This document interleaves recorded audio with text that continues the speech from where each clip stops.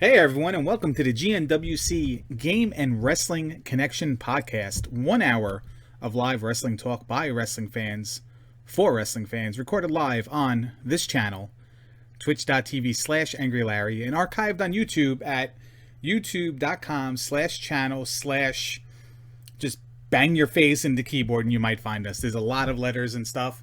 Maybe just search for us, might be the best way to find it.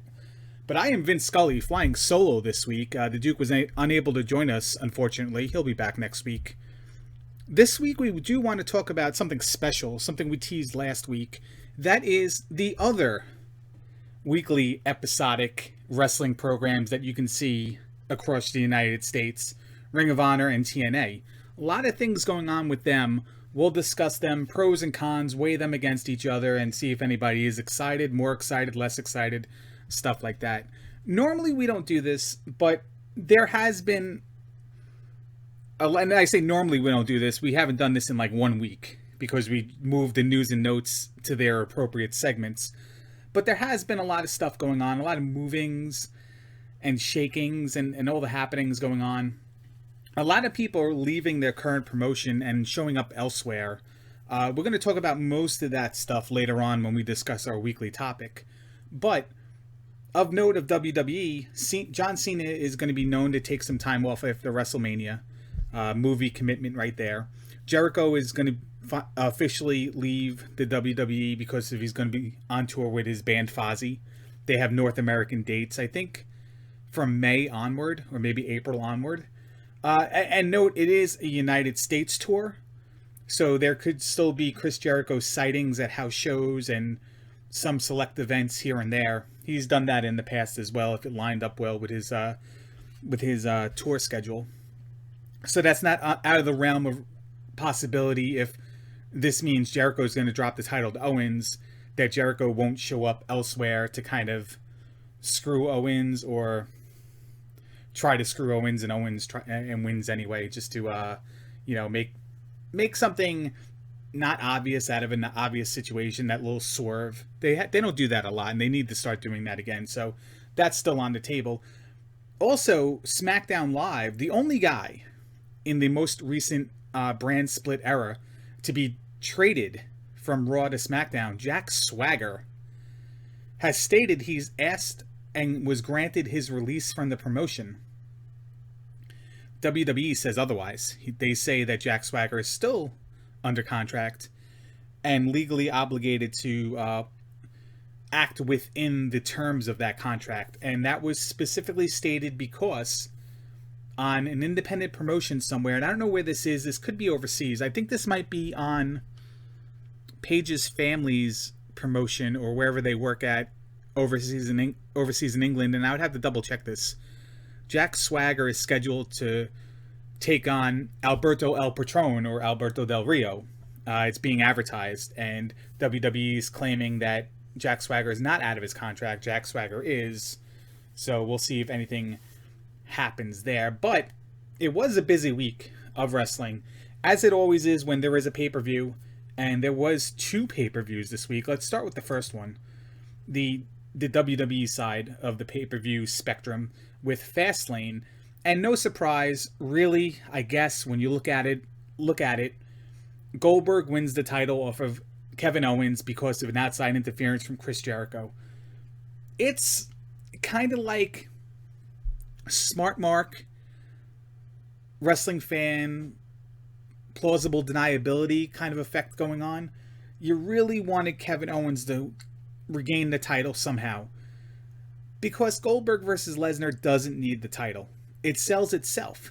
Why, in this era of we're going to split the brands up, we're going to introduce new stars, we're going to let them have the title, Finn Balor, and then Owens off of Finn Balor's injury, and then on the, they're going to give the title, he's not necessarily new, but he's new to WWE. AJ Styles gets the title on SmackDown, and the women and stuff like that. Why are we back in this situation where the part-timer comes in and grabs the title on the road to WrestleMania, on the road to their biggest event? It's happened with Brock Lesnar in the past. It's happened with The Rock in the past, beating John Cena to lose the title to beating CM Punk to lose the title to John Cena.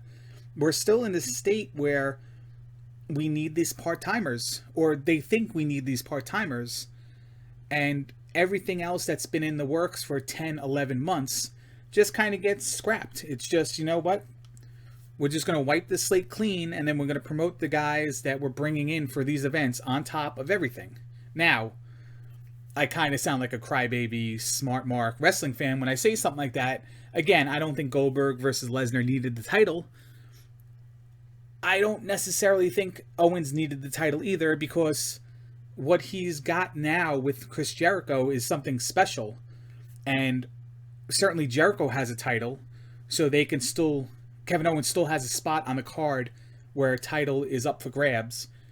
And that has a really good story with best friends and Kevin Owens just having enough. And then just, you know, breaking down and destroying Jericho during the Festival of Friendship.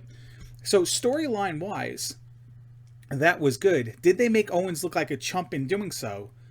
Like a guy who was a paper champion, a guy who never really carried his own, a guy who's not a main eventer, can't put asses in seats, stuff like that because of the way he lost? Well,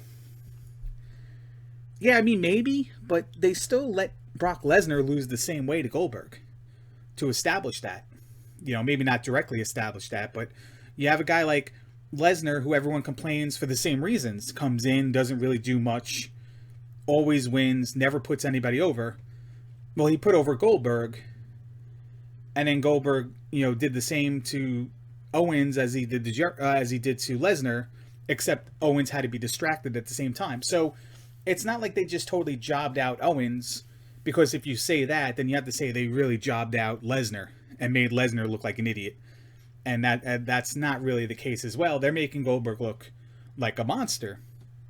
Like a guy who's been on the shelf for all these years, who still has it, who probably can't work a long match. And that's kind of why maybe we're in the situation we're in. But at the same time, it leaves you the blank story in between where you're like, well, if this guy was in the company all these years, could he have been the most dominant wrestler ever? And, you know, if you're a smart wrestling fan, smart mark, whatever you want to call yourself, you're going to say no, obviously. But him not being there now opens this story up for the casual wrestling fan, the person who likes the stories, the person who's not on the internet every 2 seconds to be and over analyzing every single point and segment of WWE programming, where it's just like, oh man, if this guy never left, imagine the things he could have done. You know, maybe Cena doesn't have 16 titles because of him. Maybe he has 16 titles because he never left. Stuff like that. Now, granted, I'm on that side of the equation where I hate the part-timers. I hate them coming in. I hate them stealing the spots. I hate them stealing the segments away from the newer guys. Because you always have that argument, well, they don't produce anybody new. They don't produce anybody good. There hasn't been a good original wrestler in years. That's why they need all the part-timers. Well, no, that's not really true. Sometimes they just don't give them the chance. And then when they do, you have guys who break out. Like your Daniel Bryans, your Shield guys. You know, it's right place, right time for everybody. But at the same time, it's on both sides of that, you know, that employee-employer spectrum. They need to be given a chance, and they need to show themselves. And a guy who's not doing that right now, Duke and I talk about it all the time, is Cesaro. He's been given opportunities, and he's getting over, but he's not really getting over in the way that pleases management, in a way that carries himself. He's just getting fan reaction. He's not getting that over and above fan reaction when he's not out there. Stuff like that. But then you have Owens and AJ Styles. AJ Styles is established. He shouldn't be in any of these arguments, but, you know, Owens, and even fans take a like to Sami Zayn and stuff like that. But, you know, if you always have Sami Zayn losing to Kevin Owens, he's going to be the guy known as losing all the time. And not to Marty Jannetty him, but you need that push from the company to get him over. And if your Goldbergs, your Undertakers, your Brock Lesnars, and everything come in, you know, what's Sami Zayn left to do? Well, we'll just throw him in the Andre the Giant Memorial Battle Royal, I guess. If he's not going to fight Samoa Joe or Braun Strowman. You know, who knows what he's going to do at WrestleMania. But the fact of the matter is, I don't think Owens losing to Goldberg the way he did makes Owens look bad. I just think it accelerated the Owens Jericho storyline at the expense of giving Goldberg and Lesnar the title match at WrestleMania, which is going to make people upset. So I don't think it's totally a negative. They probably could have done better, but we'll see. I mean, I guess our guess is Lesnar is going to get his victory on Goldberg, grab the title, and then what, Roman Reigns is going to go after him again. You know, it's going to be same old. Everything revolves around Roman Reigns, Monday Night Raw kind of stuff, and it's just, I don't know. I'm just over that, but but yeah, I mean, other matches on the card is, you know, it was a very generic pay-per-view. If I was grading this pay-per-view, I'd probably give it a C overall, because everything pretty much went as expected, or if you want to take the blinders off, went as expected. The club retained their title. Bayley retained her title. Neville retained his title, stuff like that. Samoa Joe beat Sami Zayn. And the only thing maybe is Sasha Banks beating Nia Jax was a little bit of a surprise, because we thought Nia Jax was going to dominate her again. And then there were added matches with Cesaro, Jinder Mahal, and Big Show Rusev.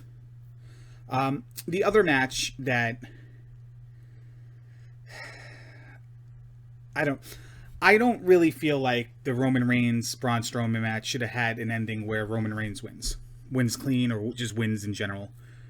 Braun Strowman could have used that win to come off huge. And if Roman Reigns is going to go into a program with The Undertaker at WrestleMania, Roman Reigns is already established. Why did he need that win to begin with? You know, Braun Strowman taking that win gives him momentum, and he's now a big undefeated giant who now downed Roman Reigns. Roman Reigns can walk out of that loss into his match with The Undertaker. And, you know, like, who cares about the loss right now? You have Roman Reigns versus Undertaker. And Braun Strowman can be putting up his undefeated streak monster, establishing himself as a monster, and going, you know, taking out pretty much anyone he wants. Now he's the guy who's got a loss and something to avenge, and he has no place in WrestleMania as of storyline right now. Could he be involved in the Reigns versus Undertaker match? Maybe. I don't know if Undertaker's really in a condition to work a one-on-one match with Roman Reigns at this time. So that remains to be seen. But also, on the same note, maybe there's something else better for him to do. I don't know. It remains to be seen. But Duke and I both agree, and Duke brought up this point a couple weeks ago.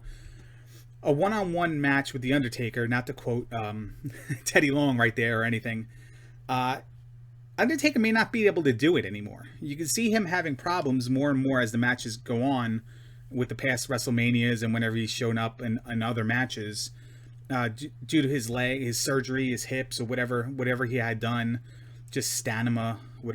Ever since the Lesnar match where he lost, seems like every match you hear like complications thereafter of the match with The Undertaker, having issues with catching his breath to pain and stuff like that.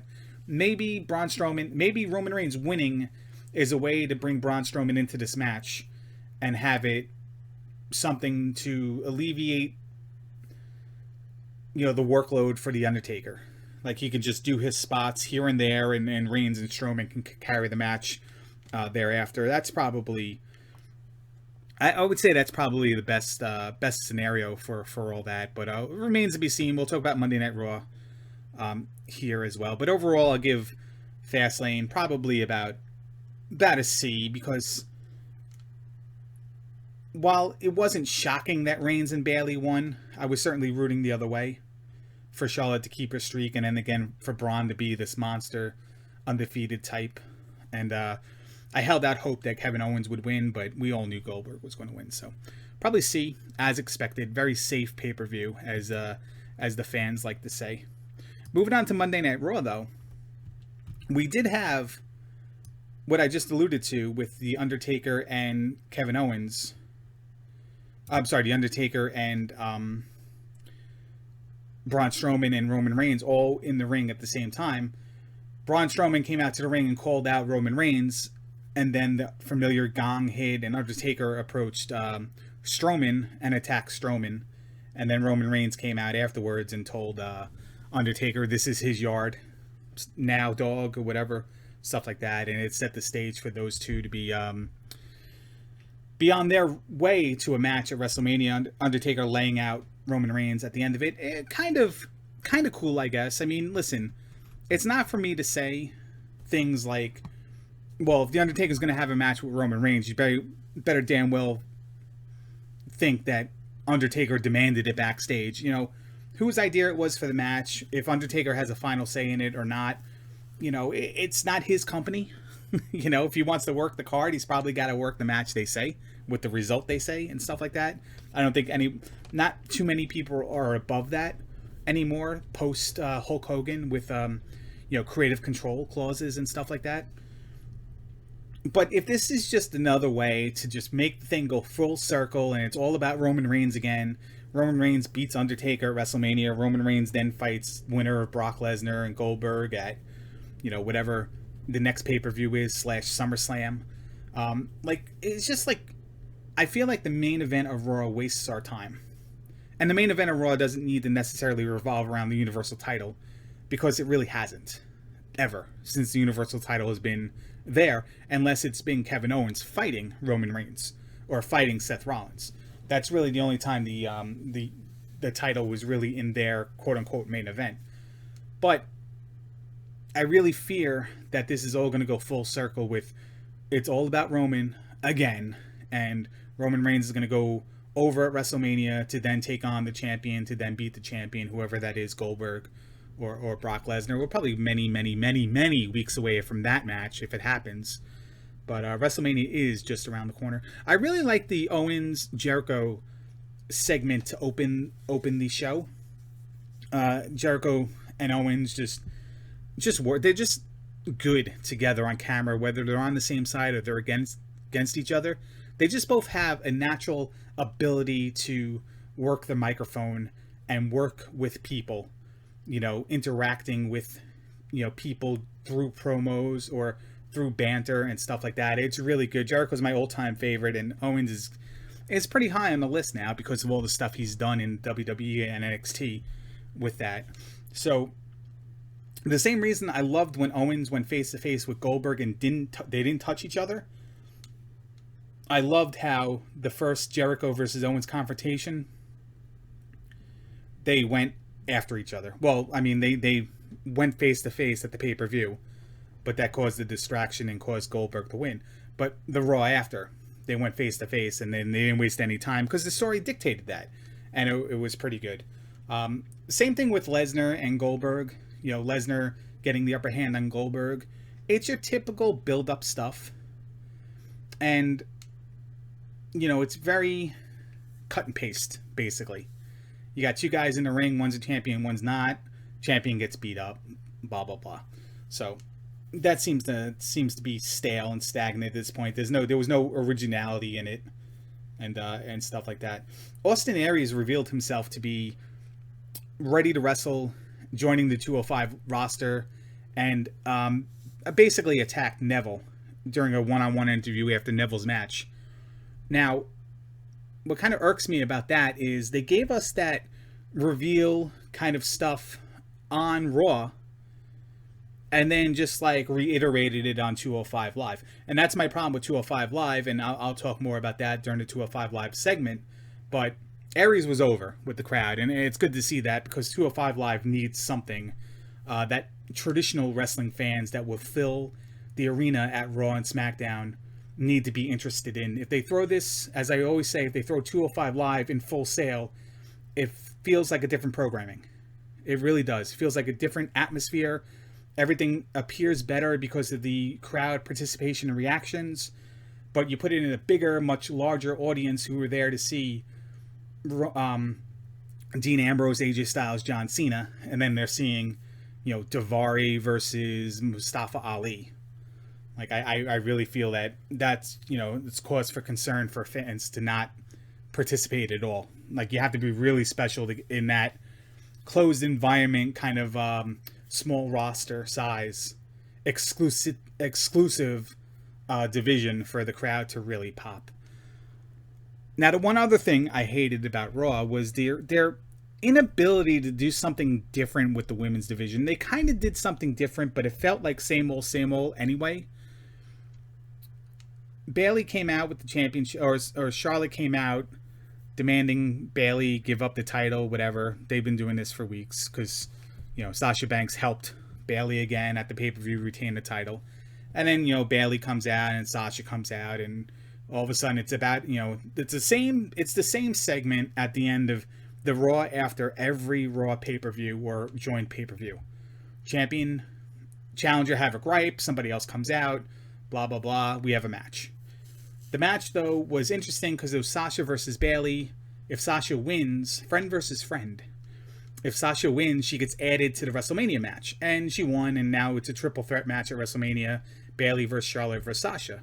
Nia Jax was pretty much absent from programming, as far as I know. I may have switched a little bit too soon in between segments, and I may have missed an interview. But I tried to read the recap just to make sure, and it looks like I'm safe to say that Nia Jax wasn't really on the program. So I fully expect Nia Jax next week to have the same kind of match. Nia versus Bailey. If Nia wins, she gets added into the match as well.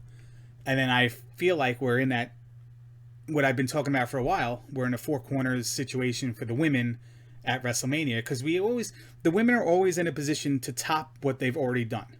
Last year was a 3-way match at WrestleMania. This year, it's going to be a 4-way match at WrestleMania, because we have to always have the women do something for the first time. And this is going to be for the first time, so do that. And last thing about... Well, actually, I do want to say that the Joe Jericho finish, though, even though it was a count-out, it's probably one of the greatest count-outs ever. With Joe choking Jericho out outside the ring and then getting back inside before the 10 count. That was nicely done. It was very interesting. I don't think I've ever seen that before. And it really didn't hurt Jericho, and it solidified Joe as a monster. What is Joe's role going into WrestleMania, though?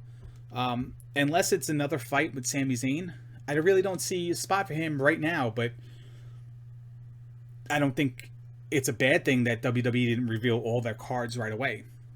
I just hope that Joe has a place that's not a generic, Andre Memorial. Well, actually, you know what? If he's in the Andre Giant Memorial Battle Royal, I would like for him to win it and just destroy people during the match. I think that'd be a nice fitting place for him. But if he's just in there as a body because they have nothing else for him and is going to get eliminated or screwed out of winning, I kind of think he would deserve a little better.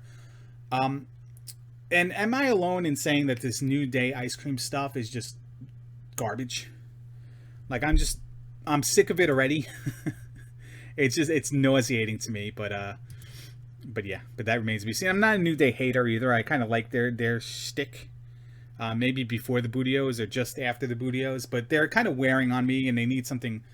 Even though the ice cream's new, it just feels like they're getting old and tired, and I don't feel like their crowd is fully behind them, except within their catchphrases. But I guess that invalidates my point. I guess they're still fully invested in the crowd, but remains to be seen. But yeah, Raw still needs to work on some stuff post pay-per-view, because while last week's Raw was really good, this week just fell into that same sort of copy and paste format rut as most of their things do. Generic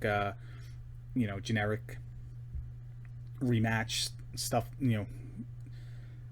facing off against a champion, interrupting promos, stuff like that. So, what have you. SmackDown, though.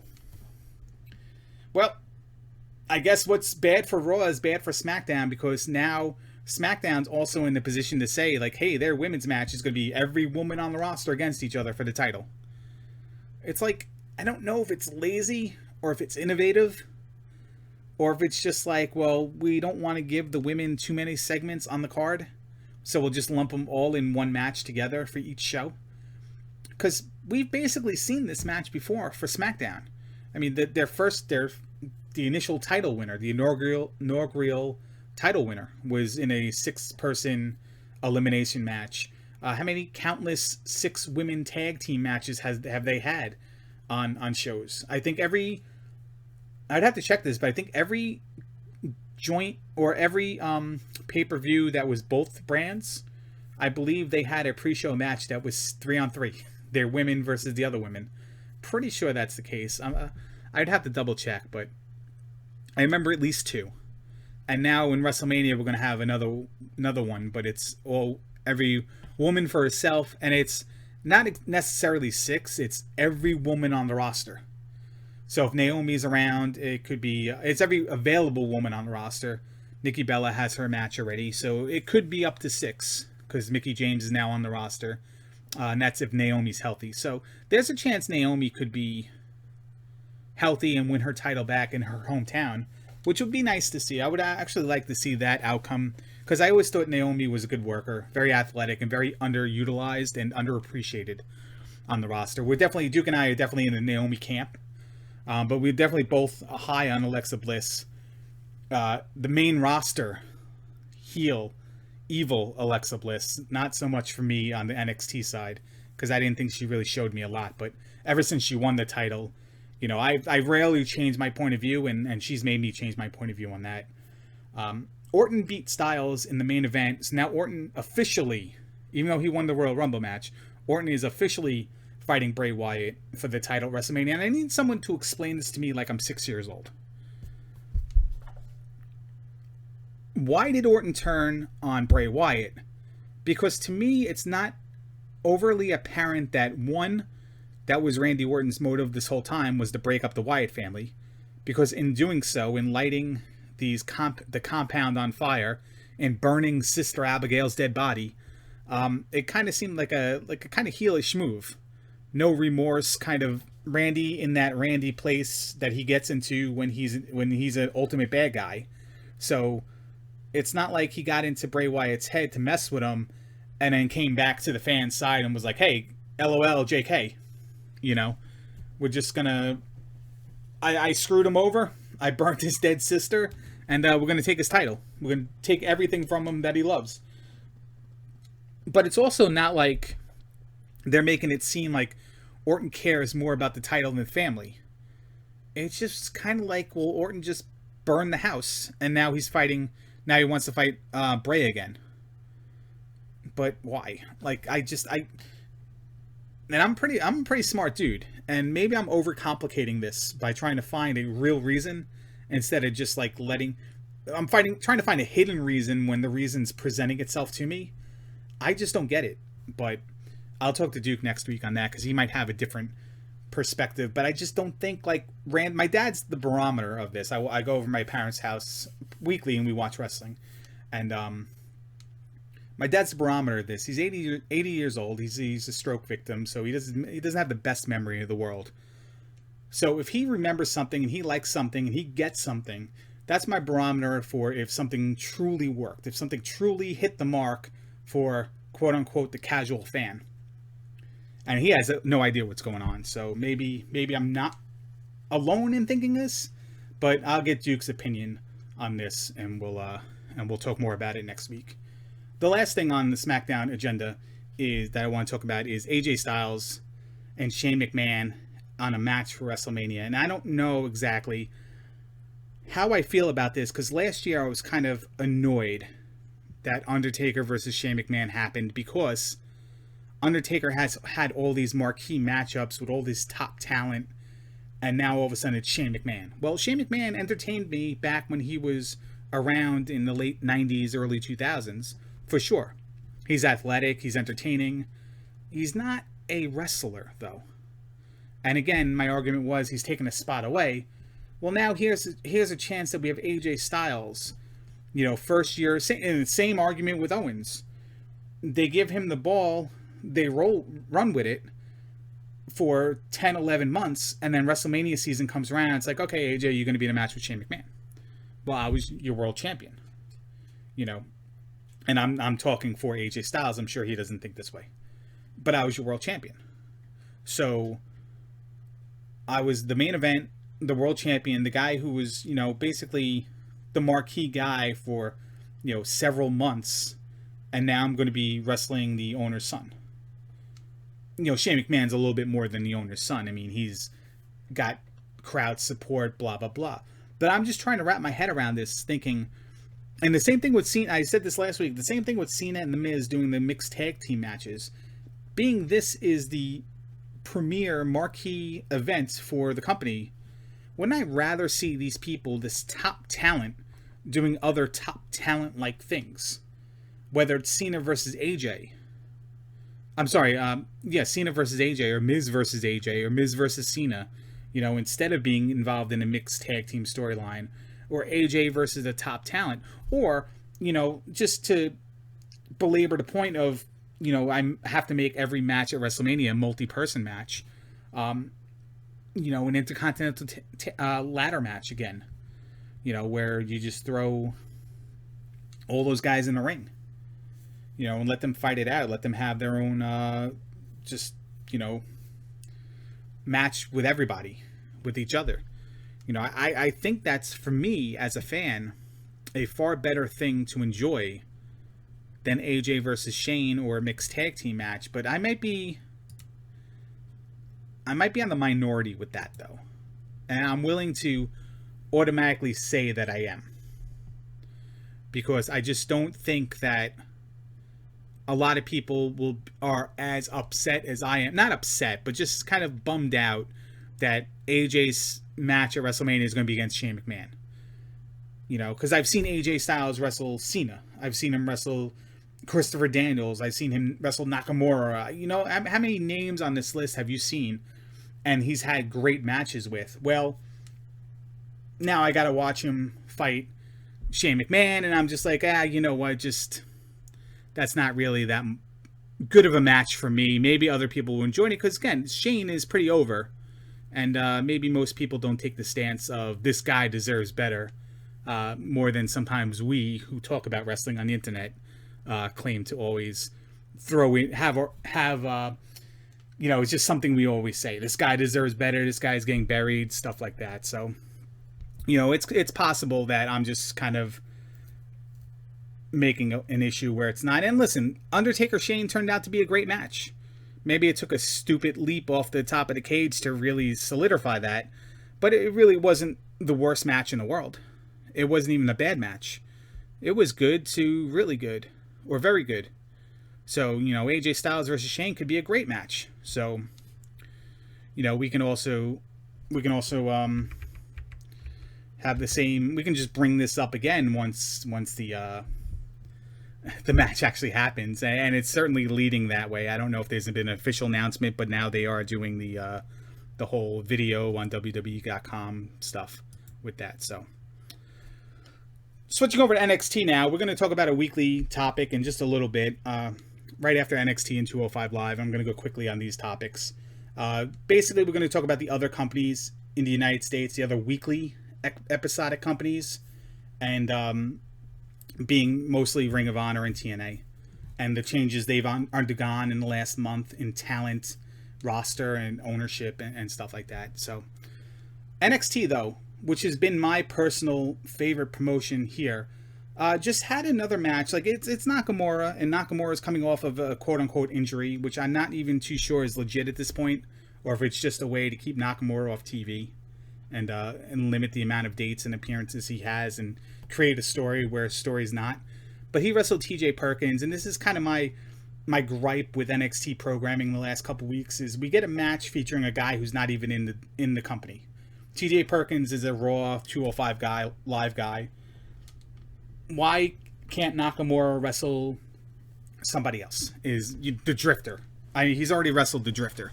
But why is TJ Perkins there to... maybe Nakamura he doesn't need to go over on a former Cruiserweight champion.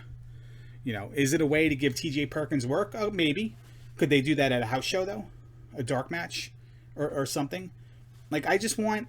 If they're going to keep all these exclusive rosters and, and divisions and stuff like that, well, why is NXT the only one that's always getting invaded? Whether it's the UK guys, which, sure, they provided a good match, or it's Cruiserweight guys that, don't have a match at, post Cruiserweight Classic, we had Cruiserweight matches all the time in NXT, but those guys aren't a part of NXT. Like, you know what I mean? It's just, I want my hour of NXT programming to have an hour's worth of NXT program and storyline and guys and stuff like that. So while Nakamura came back and got the win on TJ Perkins, I really was watching the match like, why couldn't it have been Steve Cutler, D'Angelo Dawkins? You know what I mean? I'm just going through the roster of guys it could have been.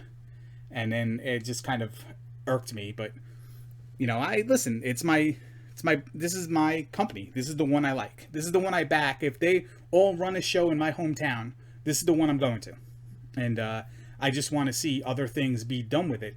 So, that's for what it's worth. 2 matches have been announced though for Takeover Orlando. Ember Moon is going to take on the champion Asuka for the women's title, and Nakamura is going to face the winner of Bobby Roode versus Cassius Ohno. That match already took place. We won't discuss who the winner was, but Nakamura is going to move on to then fight the champion there. And the tag team division looks like it's going to be a 3-way match between Authors of Pain, the champions Authors of Pain, DIY, and the Revival. Revival was set to have a match this week versus... It's funny that when Uriel and Gabriel, their twins, came out to wrestle the Revival, I seem to remember Samoa Joe squashing those guys, and then the Authors of Pain squashed them. But it's funny because Uriel and Gabriel are the angels statues, the names of the angels in the Binding of Isaac. And it's just funny when the one guy said, the guy on the left is Uriel. I'm like, oh, well, what is the guy on the right? Gabriel? Like, I'm thinking, what's the guy on the right? Gabriel? Like, joking around. And, sure enough, they're named after... They're not named after the Binding of Isaac. I understand Uriel and Gabriel have another biblical kind of reference to them. But it's just funny that I can relate to... it's game and wrestling connection, right? It's, we got to have both sides of the conversation somehow within the within the hour. But 205 Live, and here's my question to everybody. Anybody who's here, anybody who's watching or listening, or if you're listening to this on YouTube, please provide something in the comment about this and about any of the other questions I brought up during the course of the podcast. Does Austin Aries officially on the 205 Live roster make you care about 205 Live more? I won't say less, because I don't think anybody's going to care less unless you really hate, unless Austin Aries kicked your dog. I don't think anybody's going to care less. But you care more or just about the same as 205 Live. For me right now, 205 Live is in the state of, well, when something's worth watching, I'll know about it and I'll watch it. Somebody will mention something on the internet. I'll read something on the internet. They'll show a clip on Raw because, 205 Live is the Cruiserweight division and Cruiserweight division is exclusive on Raw. So they'll show something there. So we can, find out what's worth watching and then watch it. Kind of like the Jack Gallagher segment, The Duel with Daivari. I didn't watch that as it happened on 205 Live. I heard people talking about it. So then, therefore, I went on the network and I found it and I watched it. And I didn't regret it. It was great. But I can, but most of the matches, especially, again, in the bigger arenas with the crowd who's there for SmackDown, kids who were there for Cena who don't know from a Tony Nese. Like I know from a Tony Nese from the New York Wrestling Connection when he wrestled as Maverick. They don't have that connection with Tony Nese. So Tony Nese has to do something spectacular to get their attention and keep their attention week in and week out. And I don't think these guys have been, their matches have been good, but I just don't think they're pulling in that casual, I'm there to see Ambrose and Cena crowd. You know what I mean?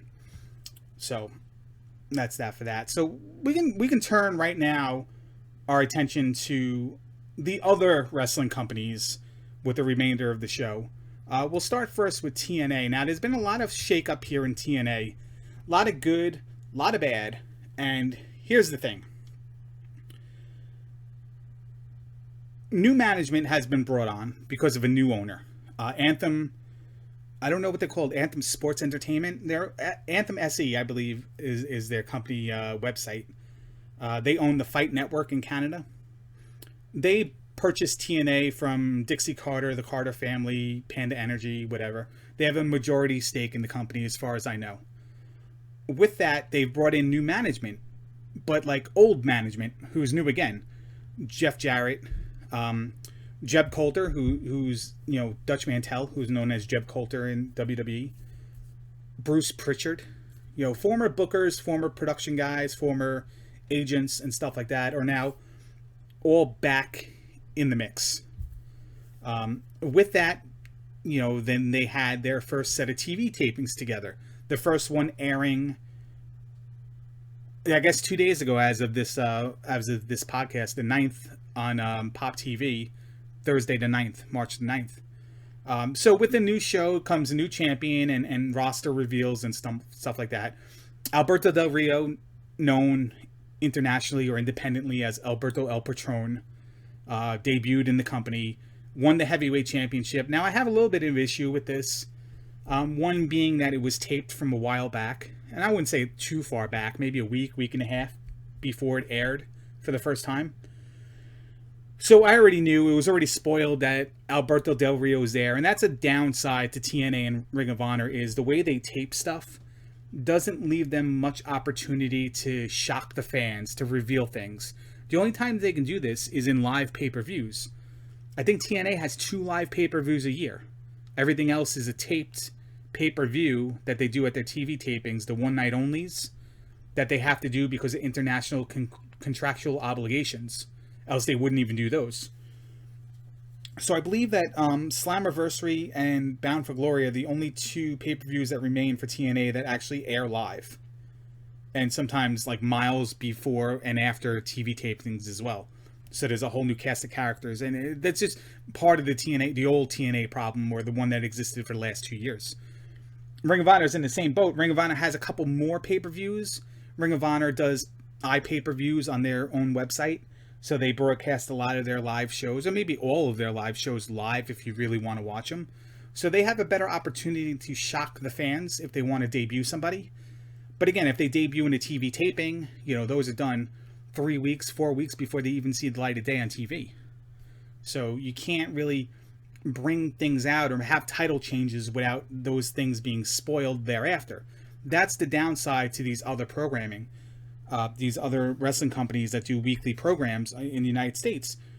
The ability to create mystery, to shock people, surprise people, because there's not a lot of opportunity for it to happen, because you have so many limited live TV shows. So when Alberto El Patron came out, you knew he was coming out because it was already spoiled for you. If you ever, click on a wrestling website ever in your life, you would have seen or participate in an active wrestling discussion on a forums or with a friend. Like, this information would have been known to you. One, he's not that big of a superstar. I mean, I kind of get it, how he could be, but he was never really huge in WWE, he was a top guy, but I don't think he ever carried the weight of the company like a top guy did. And 2, it was already spoiled he was going to come out. But then 3, when he did come out, like, his music hit and immediately his name was on the it's not called the Titantron, but it was on the Impact O-Vision. You know what I mean? His name was just there, plain as day. It's like, well, there's no shock to that. Like, the music and the board lit up at the same time. There's no speculation, who is this? It's just, it says Alberto El Patron. All right, I guess he's here. There was no shock. There's no real... And he just kind of didn't come out with any sort of enthusiasm. He just came out and just did his CCC thing, but that was kind of like it. I mean, crowd popped for him a little bit, but that crowd there was live. So those who knew who he was, it was a shock to them. Everybody eating their Lunchables in Universal Studios Orlando. It was surprising to them.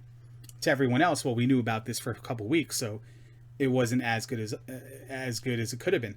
You also had Bruce Pritchard there, name dropping his website and his podcast. Apparently, it's #1 podcast in the world. I don't know how to measure these things, but I guess it's better than Jim Ross's and Jericho's and Taz's.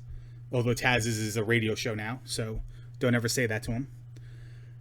But then you also had Jeb Coulter in his scooter come out with, saying he's formerly known as Jeb Coulter. Now he's Dirty Dutch Mantel again.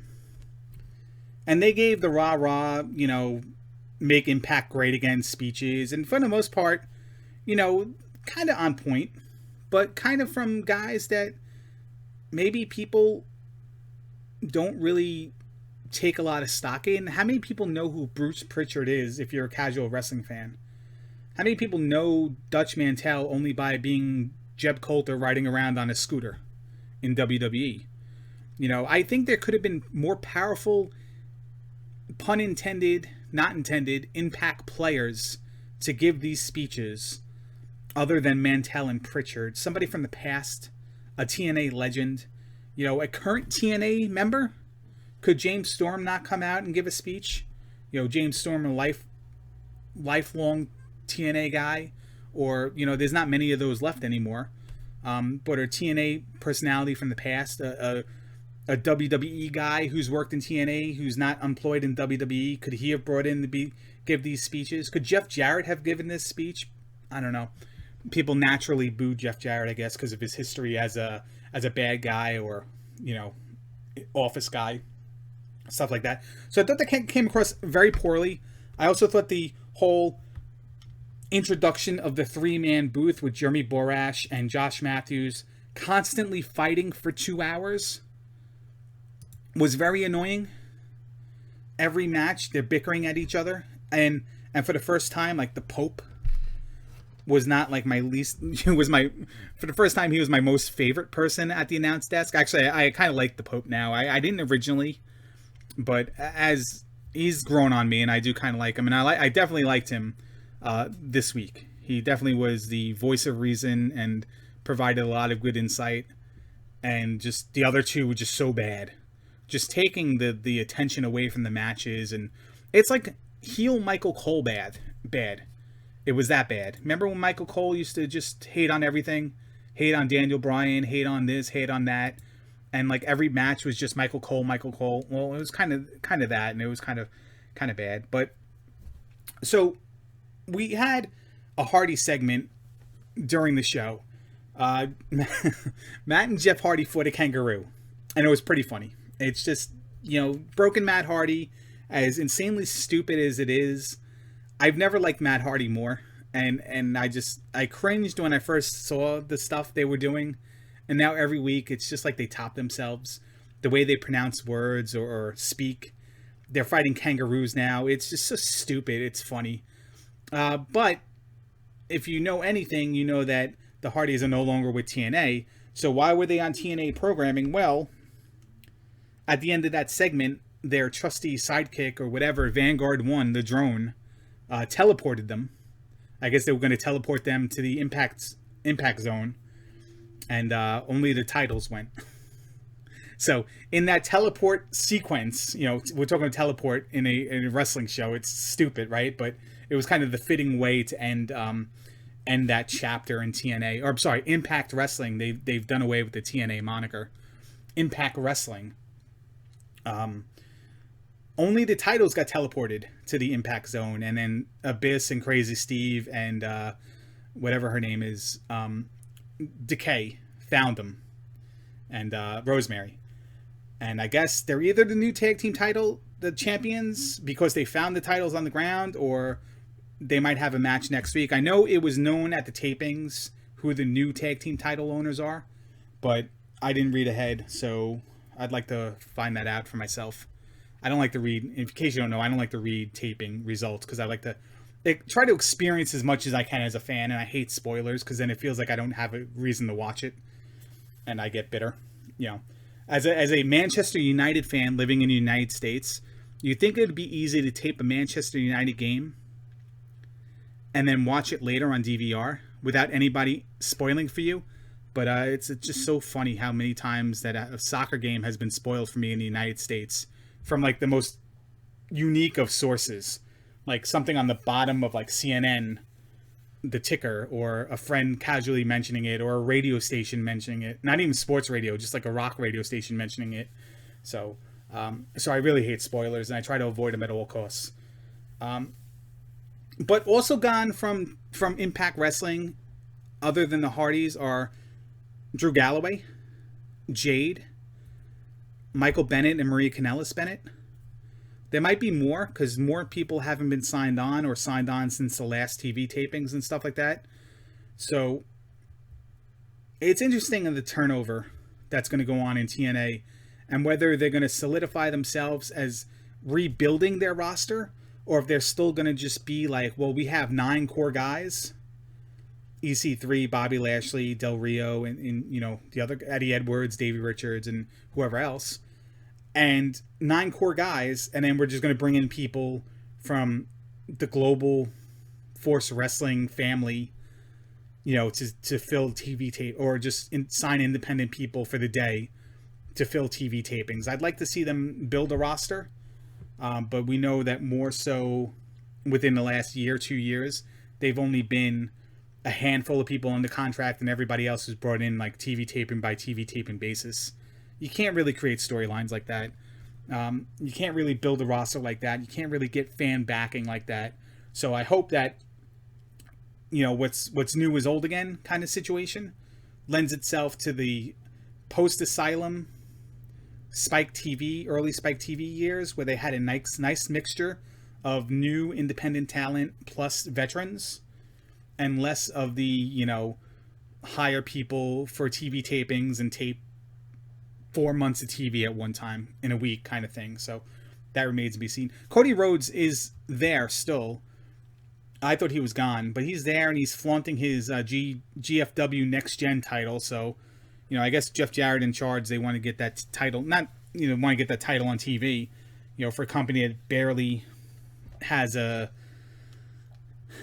barely schedules a card of their own. They seem to like to flaunt their titles wherever they can. So that's that. But, you know, it's a negative still with TNA, because they're doing, with the Hardys, especially Matt's wife, Rebby, just bad-mouthing TNA, talking about lawsuits and who owns the broken Matt Hardy character. And, you know, her father was actually Senor Benjamin, like his butler.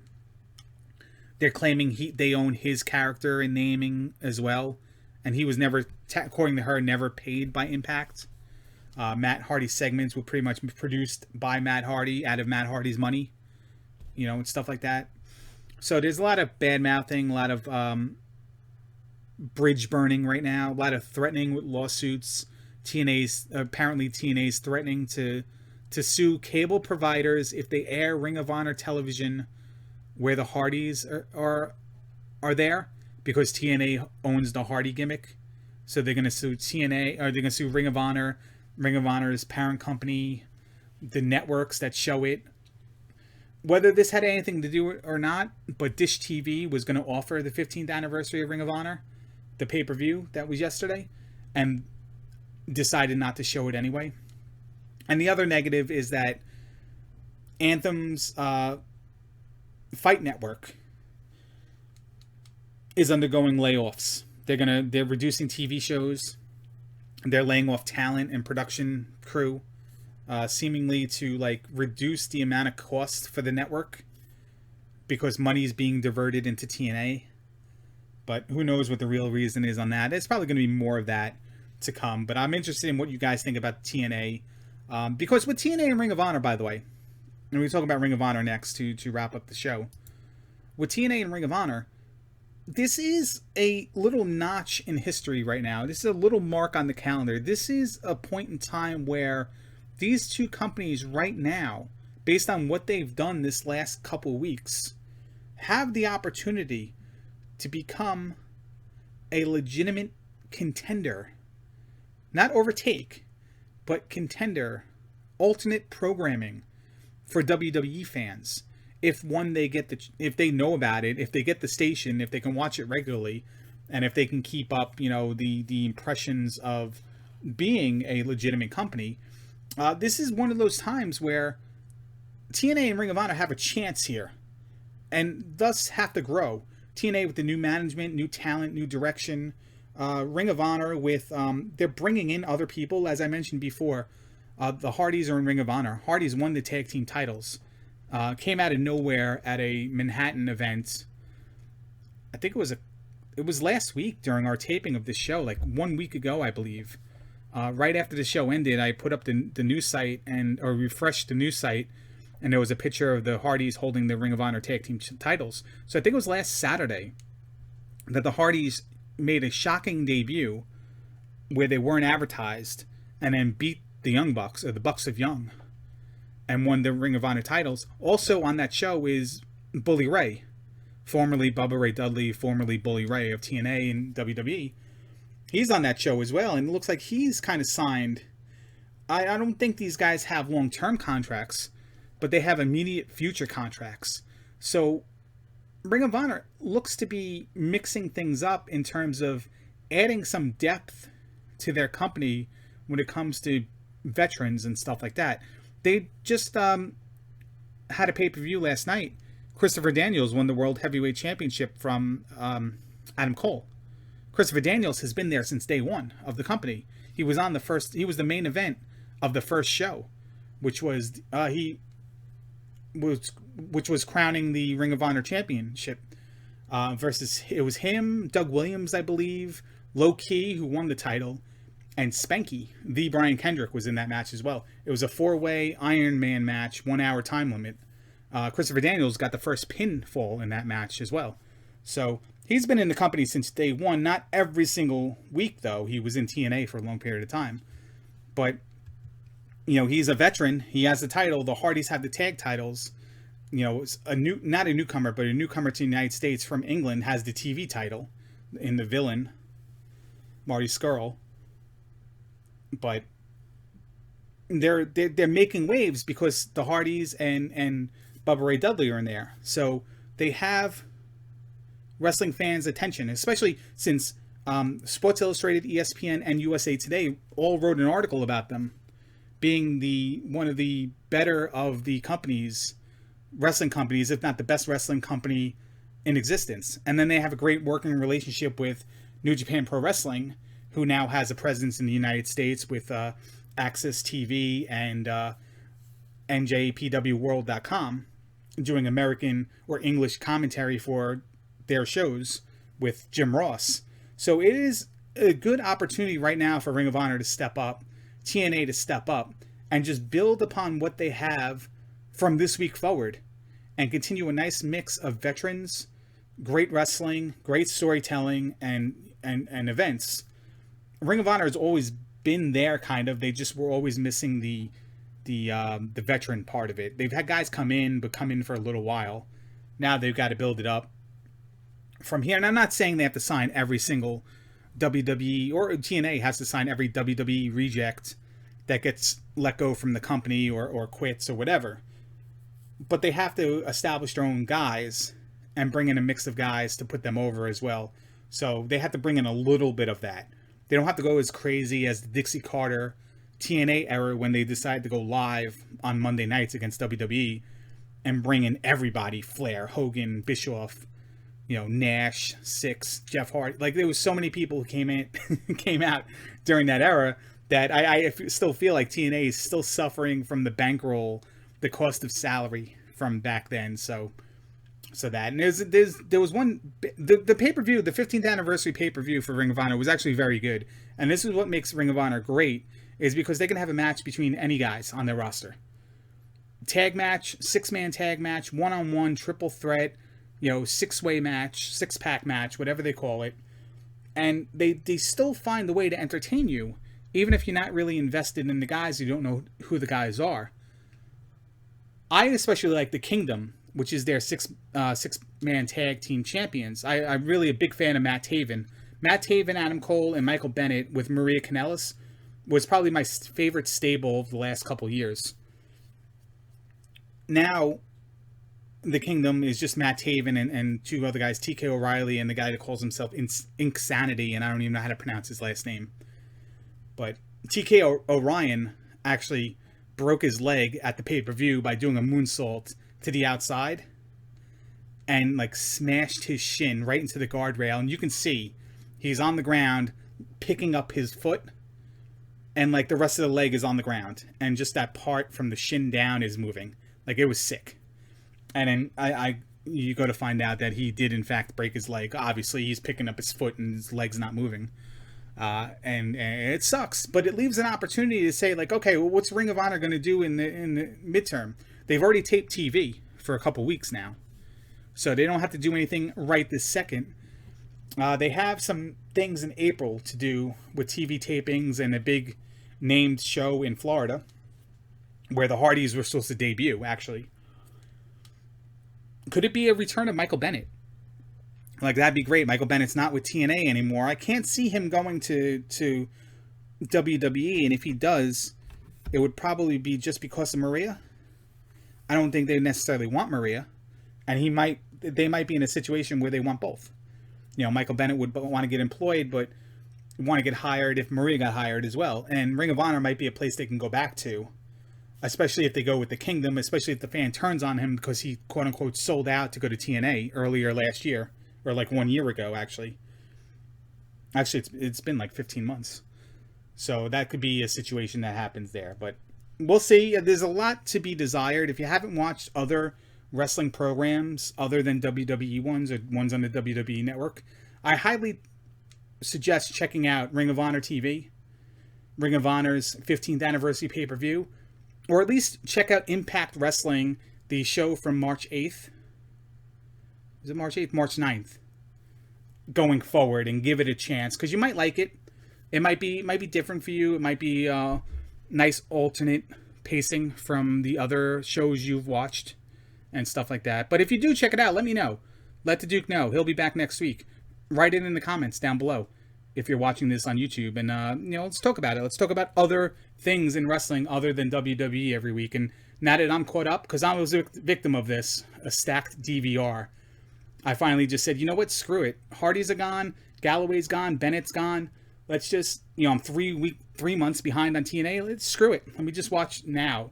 And I watch now, and I'm going to be invested in it for the immediate future, and we'll see if that changes or not. But please let us know what you think, and join in on the conversation on YouTube with the quotes, with the comments below. Duke will be back next week. I'm Angry Larry. We'll see you then.